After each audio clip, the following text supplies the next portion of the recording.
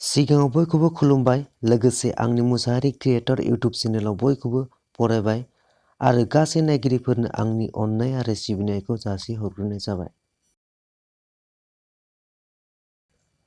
आं मोनसे गोदान भिडिअ लानानै फैबावबाय। बे भिडिअआनो जाबाय मबाइलजों भेक्सिननि सार्टिफिकेटखौ माबोरै डाउनलड खालामो। भिडिअआ फै जागायजेननोसै। भिडिअखौ जोबजासिम नायलांदो। सिगाङाव क्रोम ब्राउजारखौ खुलिनानै लाबाय।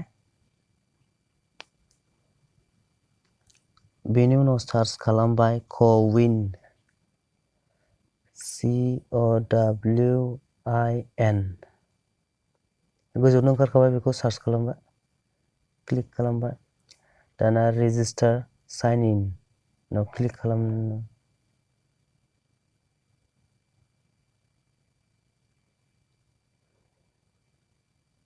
दाना रेजिस्टार एन्ड साइन इन आव क्लिक खालामबाय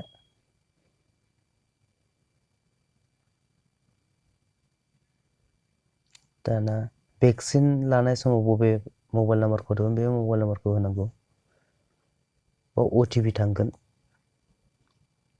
बे OTP खौ फिलआप खालामफिननांगौ माने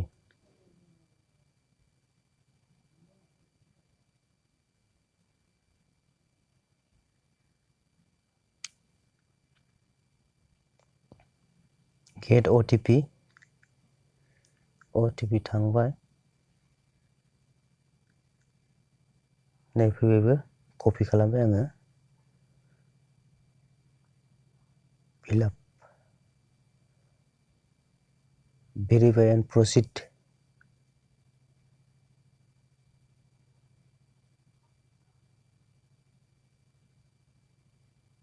जाबायबो दाना स सार्टिफिकेटआव डाउनलड आंना डाउनलड खालामखांबाय ओंखायनो बिदि ओंखारदों बाव खालामबावनोसै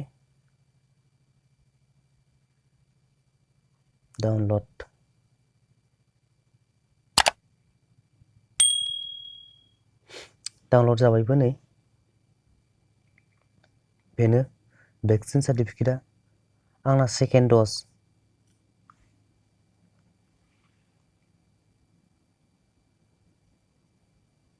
बेनोसै